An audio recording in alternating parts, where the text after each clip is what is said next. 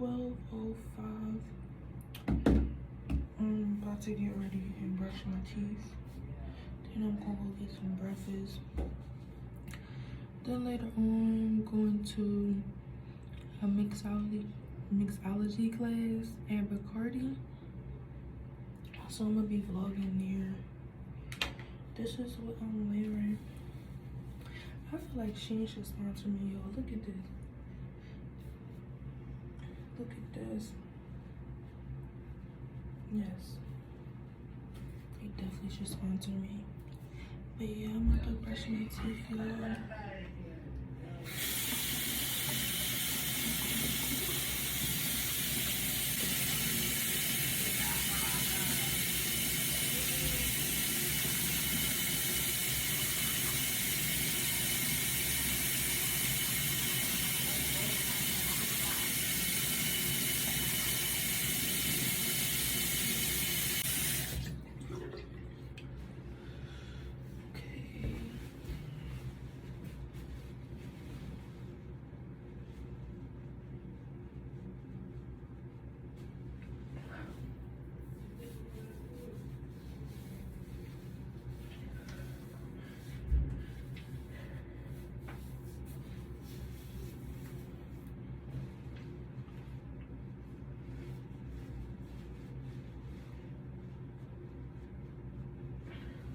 I'm gonna put my outfit on because I already got in the shower. I literally got in the shower already. I wonder if I should do like a little transition video. Let me see. I'm about to do a transition video. I think that's what I'm gonna do. Look up some TikToks here.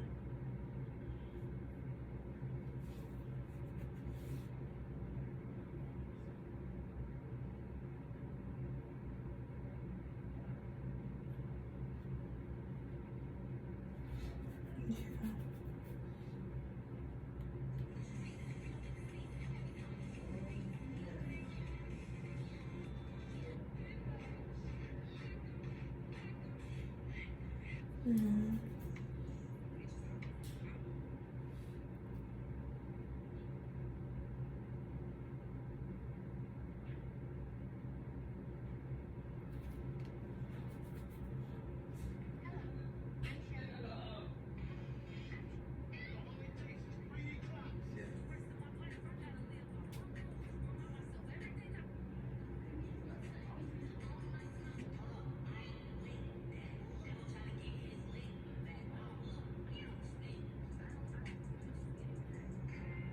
I don't know.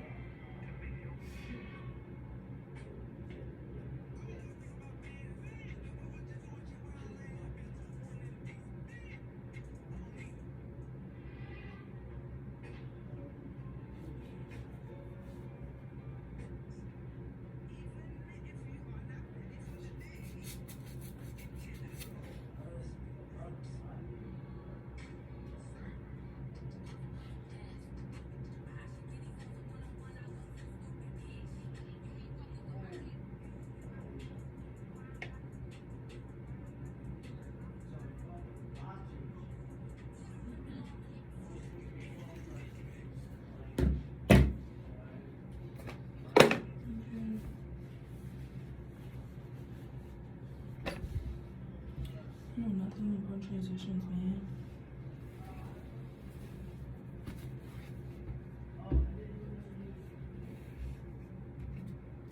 Nothing.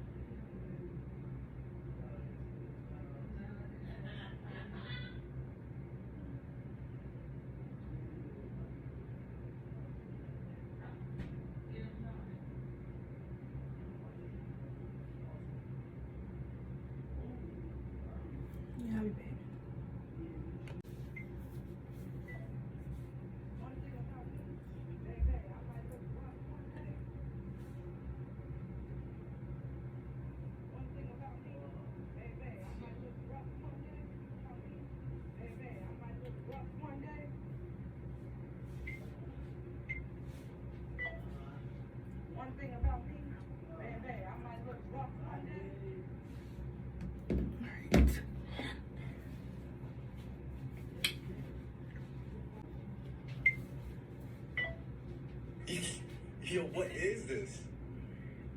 It's a poster girl dress? This shit look like an American Girl doll dress. Yo, put it to your body.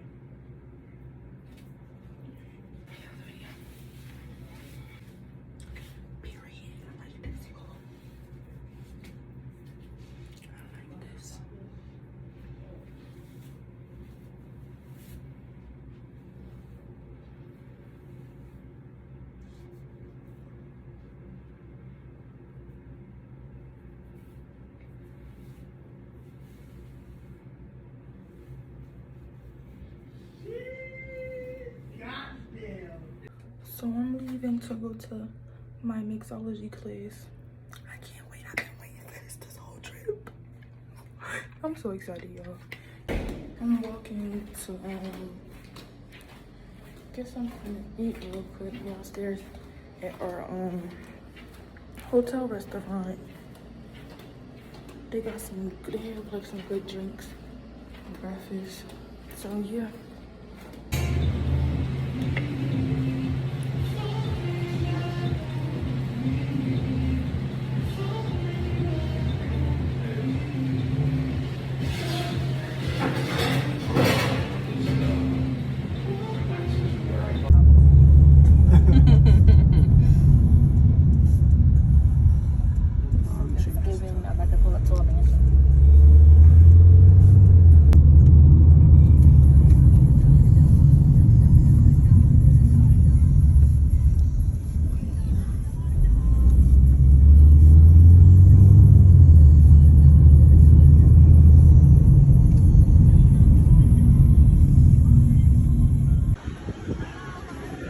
Yeah, I put it in my little mini thing. Yeah, you can get it from over there, and then you pass it to. In the line getting something.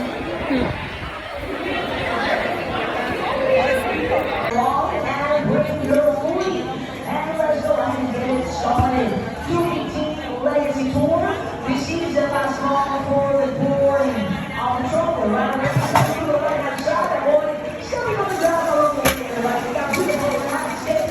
We want to give it that way, right? They did it for the 215 Legacy. We're waiting for the cocktail. On the line, no, we're going to be able to get it after the tour. These guys are both definitely and getting started with the experience. We're going to get a primo gente. Pregunta, what are we taking? Over there, the ticket sales. ¿Cuánto la scoop?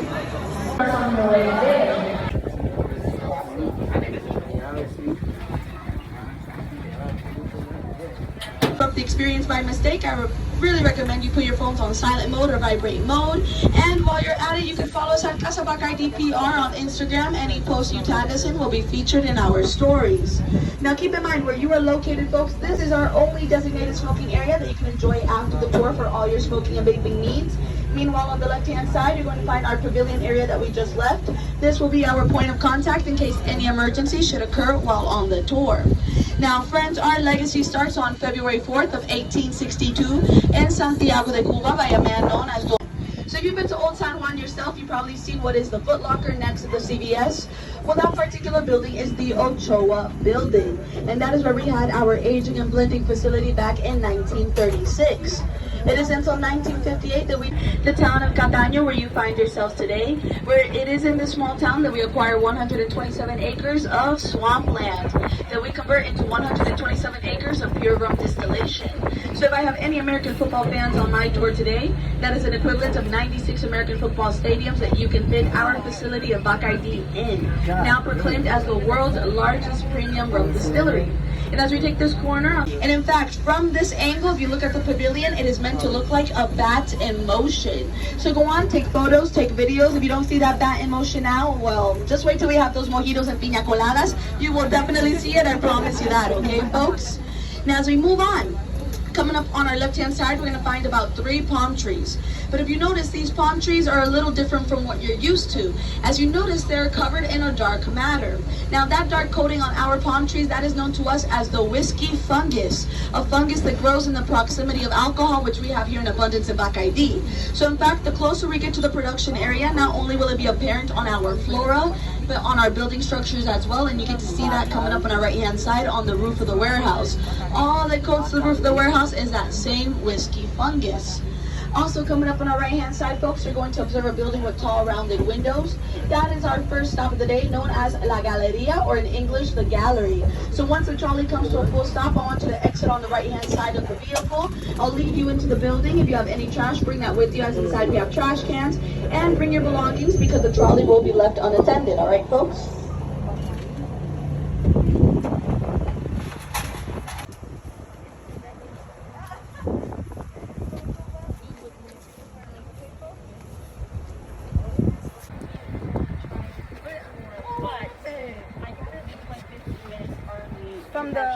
From the tour. Okay. So I catch at 5 p.m. So this is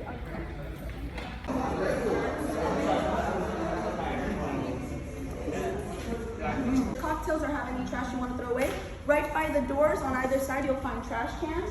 And at any moment, if you need to go to the bathroom, they're through this opening. You got men's and women's, and you don't even gotta raise your hand. Please, you can just go on and go, okay? We got our first taker, okay? With that said, everyone, welcome once again to La Galeria. This is a meeting area for the where he spent his childhood, and that is where his dreams to become a businessman were born. That led him to move to Cuba with his two brothers, Juan and Mahin, and they opened up their very first business, a general store.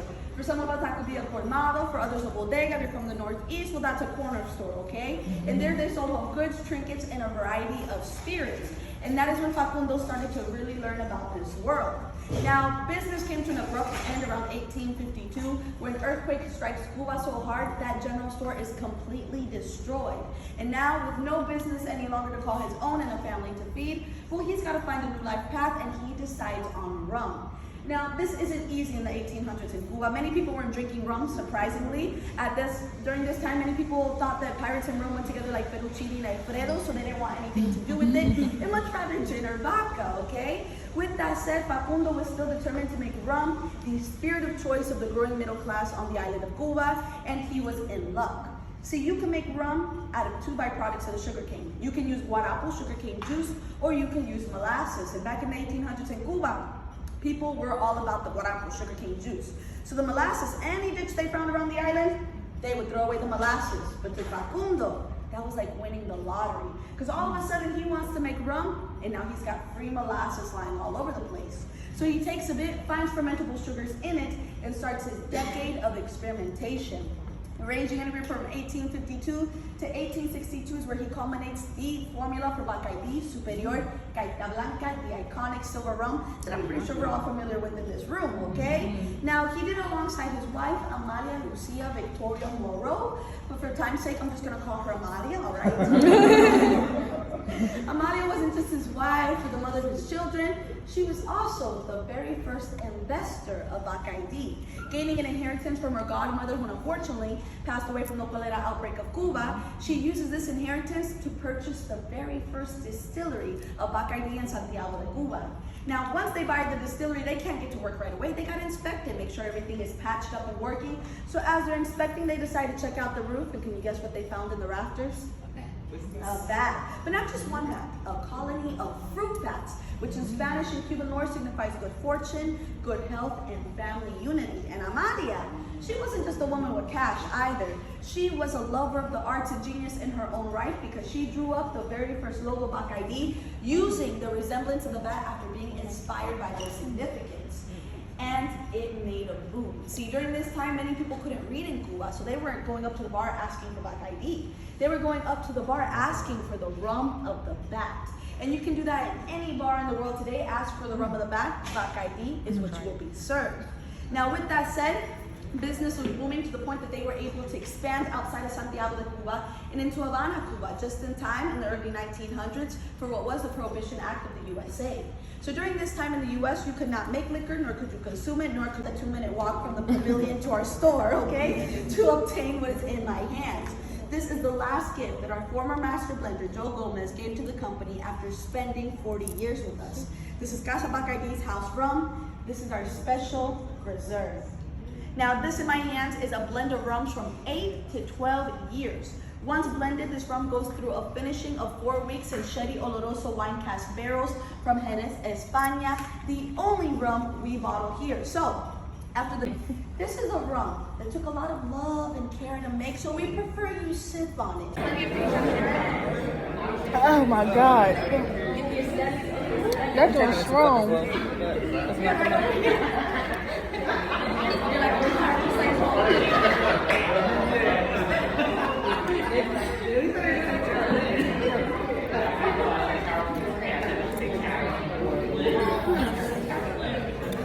Jesus.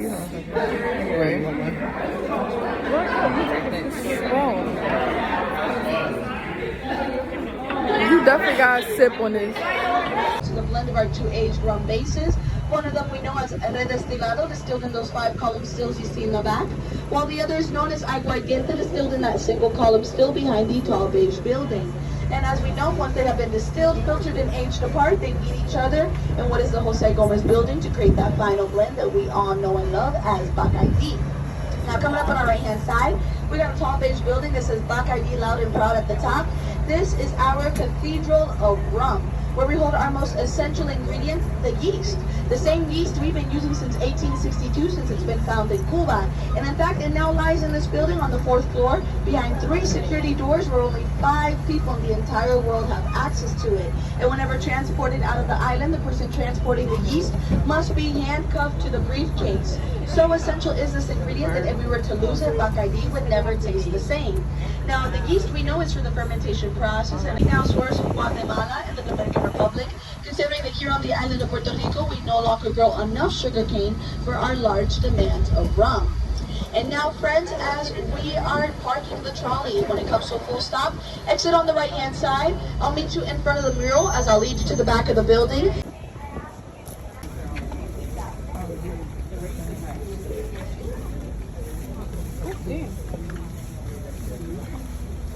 What the fuck?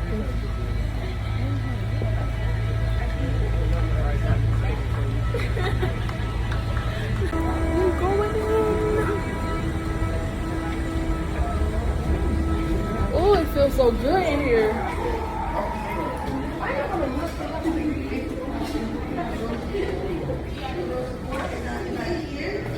That are appropriate for you. Welcome to the mixology room. We got 4, and this is row 4. You can take it. In the front, we got 2 rows of 4. In the middle, we got 1 row of 3. Welcome those coming in. In the front here, we got that muddler, everyone. Muddler. Perfect. At the end of our mat, we should have a 2-sided measuring cup. Do we got that 2-sided measuring cup, everyone? Beautiful. Now in the center of our mat, we should have a bar spoon. And when you put that bar spoon in the air, give it a swirl. Make sure it works, okay? No defective bar spoons. That's what I like to see. Now underneath that bar spoon, you should have a pair of tongs and give it a click. Exactly. Make sure they work. Ah, man, Mr. Krause would be jealous right now, okay? Now, on the left-hand side of your mat, you should have a 3-piece shaker, starting with the bottom half. We got the bottom half of the shaker, everyone. Beautiful. Now, many of you know this as a strainer. If you're on the island, we call this a tapa. Can you say tapa? Now, above the tapa, we have a smaller tapa. We call that tapita. Can you say tapita? Beautiful. What it looks like today, we have all of our utensils. Throughout the experience, if anybody who wasn't able to verify is missing a utensil, let me know. I'll get it for you, okay? Now we gotta make sure we have all of our ingredients. Now for every ingredient I name, I want to hear a C if you got it. And if you don't got it, raise your hand and I'll get it for you, okay? Now with that said, do we get the lime, everyone? C! Yeah. Do we got the mint? C! Do we got the sugar? C! What about that club soda? Do we got it? C! Do we got pineapple juice? C! What about that coconut cream? C! Well, we got the Sopranos over on this side. And I said we can't forget the 2 most important ingredients. Do we have a small bottle of Bacardi Superior? Yes. And do we got a snifter glass with Bacardi Añejo 4 inside? Yes. Well, friends, I think it's time to get started.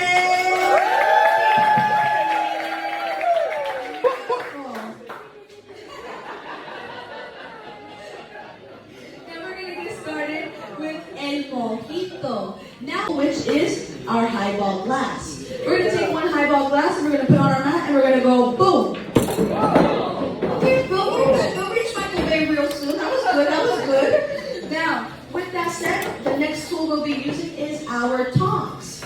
Now, with tongs in hand, we're going to add all of the limes into our highball glass. Peel facing down, fruit facing up, okay? So once again, with the tongs, all the limes go into your highball glass. Peel facing down, fruit facing up.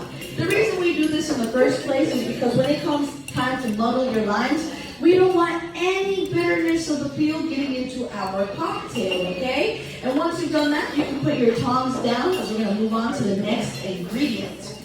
Now, next up, we're going to take what is our bar spoon, okay? And bar spoon, we're going to add 2 spoonfuls of sugar over those limes. If after we're done with the mojito, you taste it and you feel it could be a little sweeter, you can add sugar afterwards, but for now, let's start with 2 spoonfuls. And once you've done that, you can put your bar spoon down. Now, before we move on to the next step, I gotta see something. If it was time to muddle our limes, how would you hold the muddler? Show me how you do it. Not like that.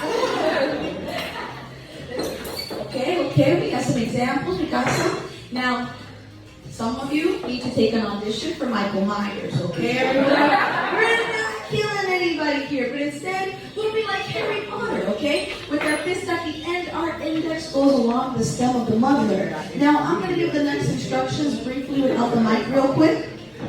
Now, with our least dominant hand, we're going to hold on to the glass. You can put it flat on the table or on the edge, how you prefer. And with our muddling hand, we're going to put our elbows up, okay?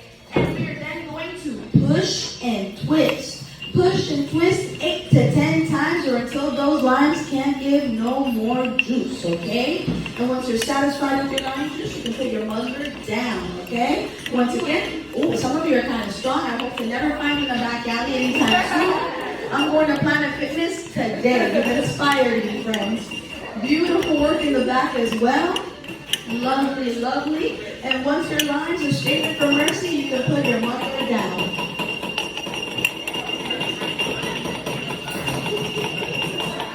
Nice. Now, next up, we're going to take the tongs once again. And using the tongs, we're going to add all of the mints into our highball glass, okay? Sometimes when you go to the bar, you notice some bartenders like to slap the mint. And that's to activate the essential oils, and that could work. But you would get the essential oils on your hands, not in your cocktail. So then you see some bartenders like to muddle the mint. And that can work, but then you tear up the mint, you take a sip of your mojito, and then you want to take a selfie. Now you have mint in your tea. So we are going to solve this problem with the mint by activating the essential oils of Bacardi Superior Caña Blanca. Yeah, now with that bottle here, crack open the seal. Let's see, oh, I love the sound of that. And we are then going to pour the whole bottle in. Don't need to save any for later, okay? The whole thing. And once you've done that, you can take your bar spoon in hand and give the contents a couple of swirls. I would say like 4, 5 is good. Real soon, if you put your nose in, you'll start to realize the mint is being activated by the alcohol.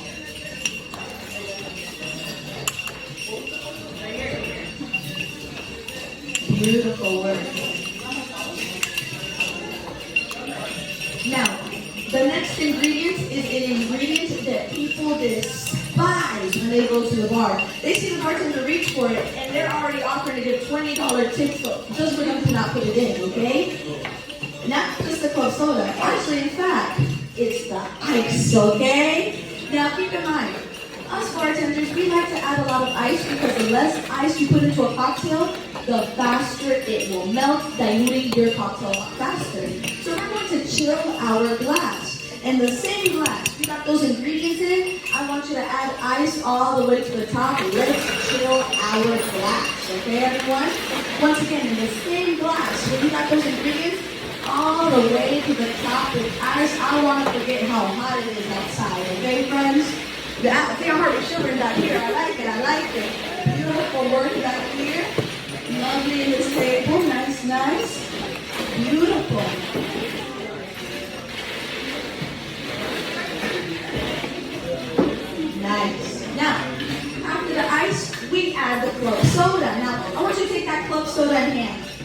hold it near your glass. And with all the confidence in the world, pour it. Okay? Trust me, if you go slow, soda is gonna hit you, okay? There we go, that's what I'm talking about here. Beautiful work, my friends. And with that said, next comes the bar spoon, okay? We're gonna take that spoon part, we're gonna put it down to the bottom of our glass. And I want you to lift up the ingredients and push them down. And lift up the ingredients and push it down. By the end of this process, by the end of this step, your cocktail should be foggy. If your cocktail is clear, I'm sorry, my friends, you do not have a mojito, you have a lemonade, okay?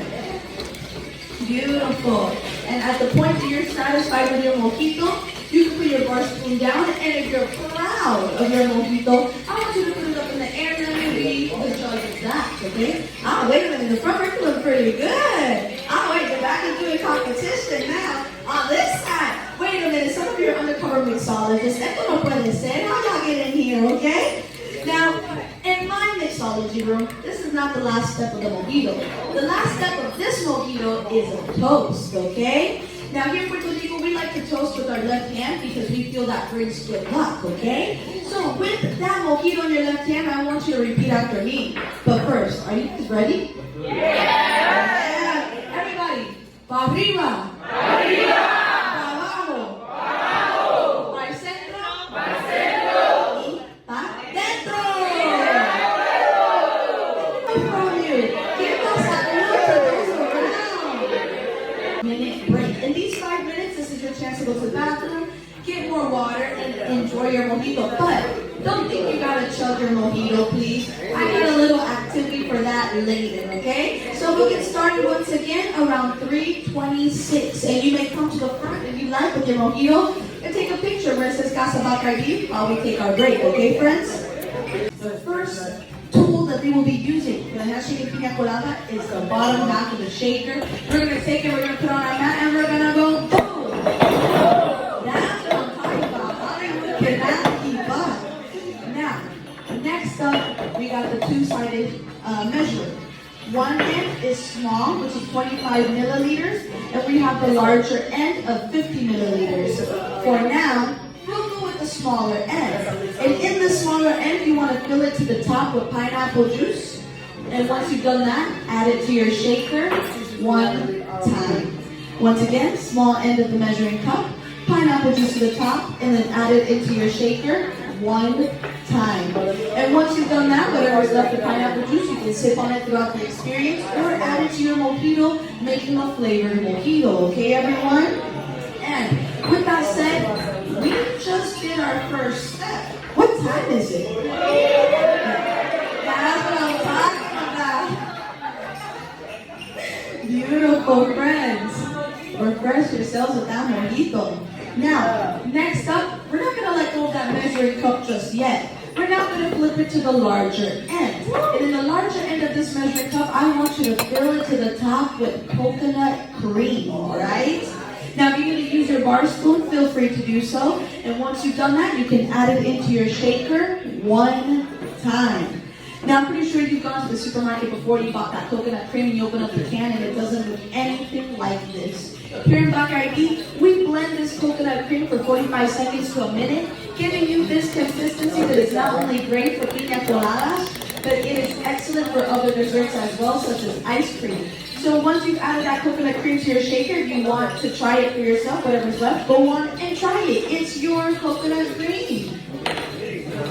Beautiful. Now, my friends, we just changed time zones. I'm feeling a little jet lagged. I have no idea what time is it. Can someone tell me what time it is?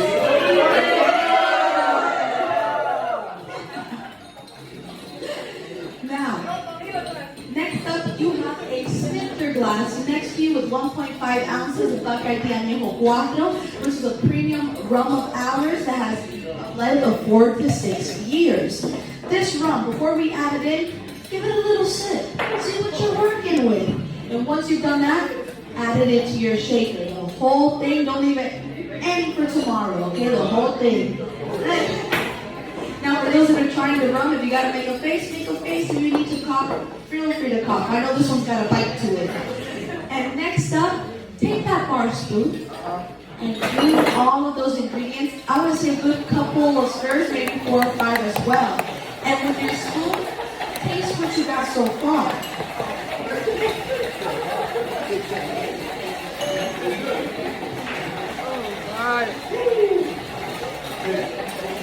Now, my friends, I went to the beach the other day with my watch.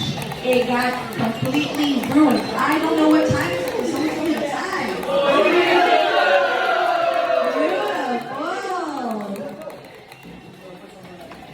Now, I'm going to put down the music for dramatic effect. We're going to do a quick Spanish lesson, right?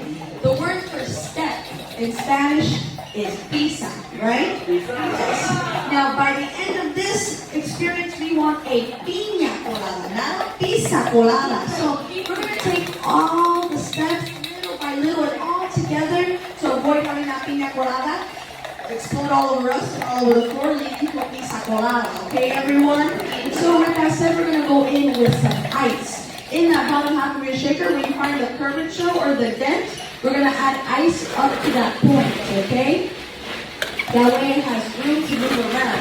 So once again, where you see that curvature or that up, you can put ice up to that point.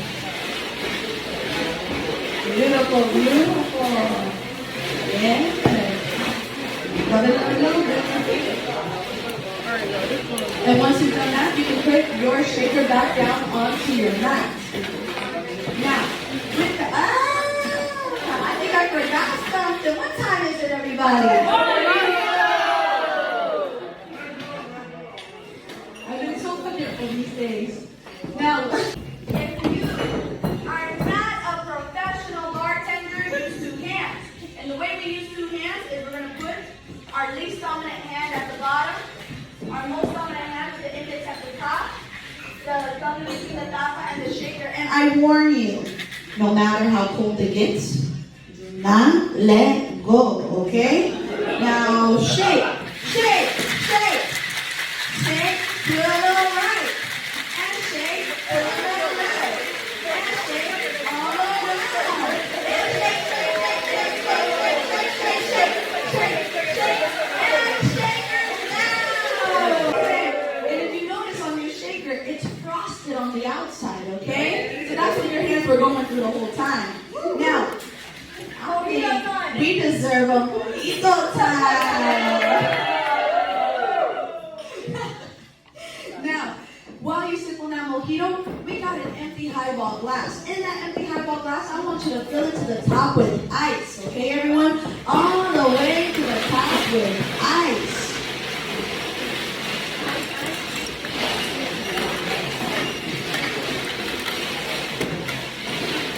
Beautiful.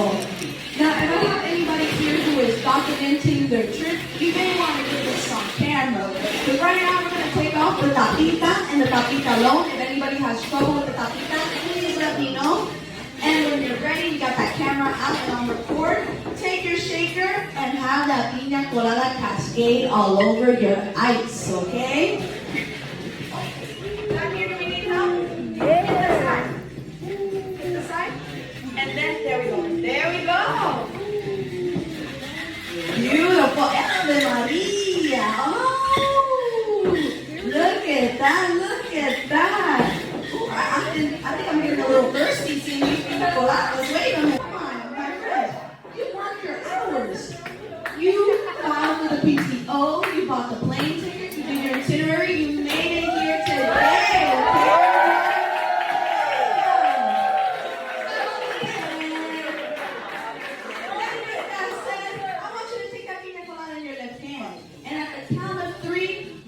One big loud salud. Are you ready, friends? Yeah. 1, 2, 3, salud! And you know the drill. Give a salute to those around you, close to the people beside you, behind you, in front of you, diagonal from you. Beautiful work.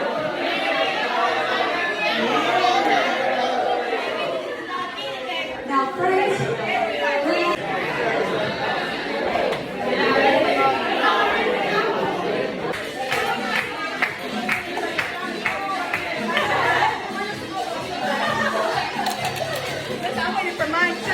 Oh, you got one. You got one. Would you like another for the?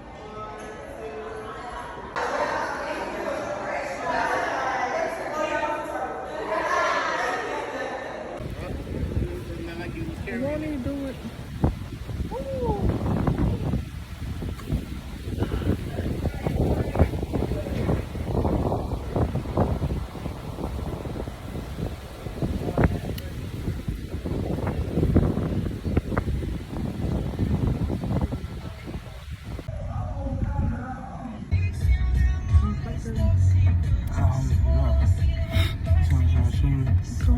She's the only one that followed me from the page.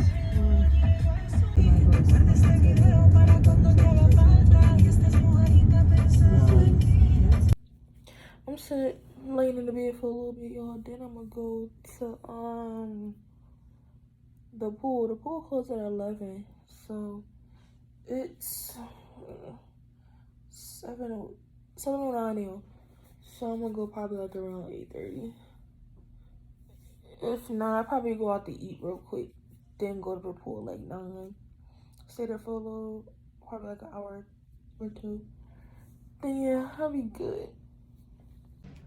It's freaking late. I don't know where the heck I'm going. Go to this restaurant. I'm freaking hungry. I'm tired. And I'm hungry. The weirdest ass combinations ever. Going to this place called Tropicana Urban Paradise. I'm probably saying that shit wrong. I'm gonna show y'all what it's saying. My check about to fall out this June. Yeah, I know for sure I'm probably saying it wrong. All this stuff down here is open. I should have been came down here. It said they be lit on Saturdays and Sundays.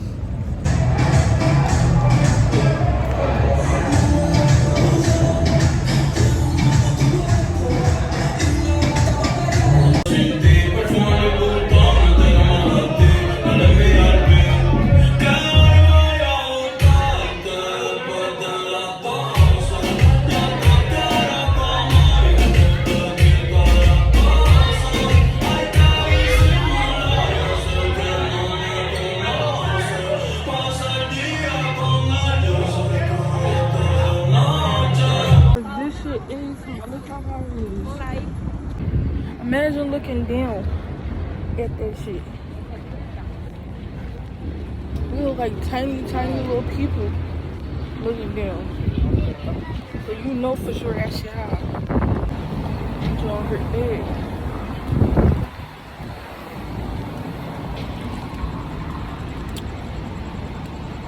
I just hope this keyword every time I go upstairs, the key wanna act up.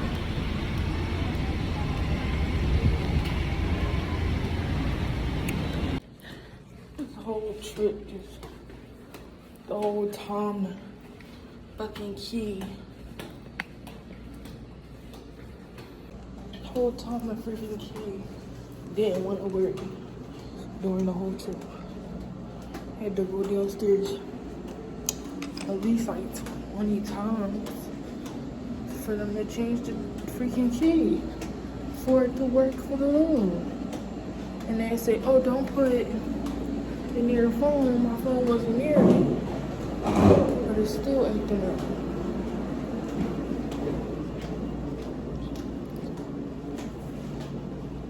Yeah. Gotta go back downstairs. Just so they can fix the key again. So I can in the room again. And my teeth starting to hurt. Crazy, man. I'm back in the elevator. Back in the elevator. Back in the elevator. Let me start. Alright. walk back to my room and see if this key works. I pray it'll work. 'Cause I swear it don't work. I'm gonna be pissed, man. 'Cause I didn't want to get in there and told them. It didn't work. He said, don't put in their phone. What's in my phone? He said, don't put in their magnets. I ain't got no magnets in my purse. So, we're about to see how this thing goes. Oh, damn. My chest almost popped out, y'all. Alright. Pray this work. Period. It worked. Yeah. I'm back. Back in my room. I'm back. I'm gonna just fix my hair. Praying about it.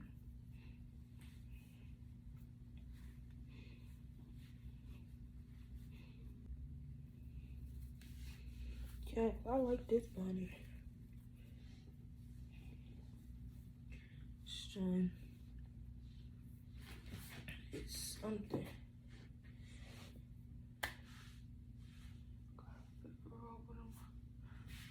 So this is what I'm gonna wear tomorrow. It's like a white crop top. I'm gonna put the link down below if y'all like this stuff. There's this cute little I think it's supposed to be like a skirt. I guess you could say skirt. You gotta tie it on the side. And it's crocheted. And I don't know, I might put some shorts in this because I don't want my booty cheeks all out. I don't want to like see my booty cheeks. But yeah, what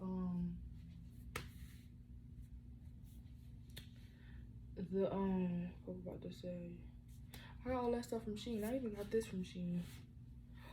I like the outfits that Shein be getting. Wait, they be having some plus size girls thing. There you go, Gary. That head has got so much meat in it. You're gonna eat good.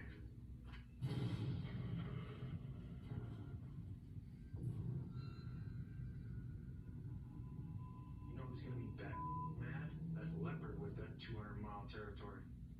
He's gonna be mad as mad as his human smell that scavenged his kill when he goes back there later on tonight to eat.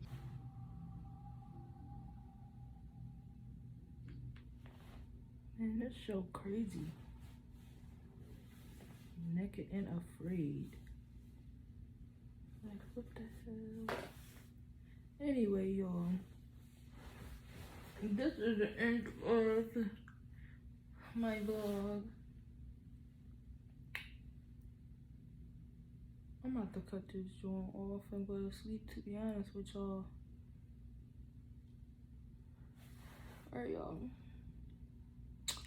See y'all next time.